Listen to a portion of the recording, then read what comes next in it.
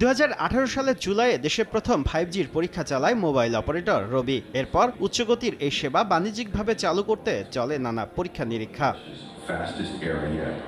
প্রায় 7 বছর পর সোমবার দুপুর 2টায় আনুষ্ঠানিকভাবে গ্রাহক পর্যায়ে 5G সেবা চালু করে রবি। প্রাথমিকভাবে রাজধানীর তেজগাঁও, মগবাজার, ফকিরাপুল, ঢাকা বিশ্ববিদ্যালয়ের বিজনেস অনুষদ, চট্টগ্রামের খুলশী, ওয়াসামোড়, সিলেটের সাগরদিঘির পাড় সহ 7টি সাইটে মিলবে উচ্চগতির এই সেবা।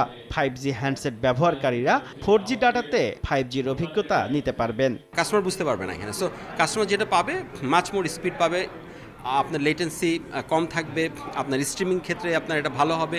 বাট এই সাথে 5G সার্ভিসগুলো আসবে, সেগুলো আপনার যে এনাবেল করা থাকবে আপনি সেগুলোও পাবেন। উদ্বোধনী অনুষ্ঠানে ঢাকায় 612 Mbps, চট্টগ্রামে 410 Mbps এবং সিলেটে সেকেন্ডে 5G গতি ওঠে 548 Mbps এ। শুধু কাগজে কলমে নয়, গ্রাহক যাতে কাঙ্ক্ষিত গতিতে সেবা পায় তা নিশ্চিত করার নির্দেশ দেন প্রধান উপদেষ্টার বিশেষ সহকারী।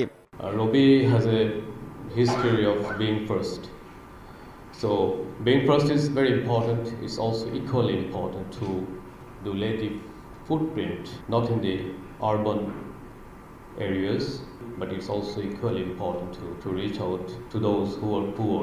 এদিকে রবির প্রায় 1.5 ঘন্টা পর বিকেল 3:40 ফেসবুক পোস্টে দেশের প্রতিটি বিভাগীয় শহরে গ্রাহক পর্যায়ে 5G সেবা চালুর কথা জানায় গ্রামীণফোন। 5G টেকনোলজি আমরা সবাই জানি। শুভ খান, সময় সংবাদ, ঢাকা।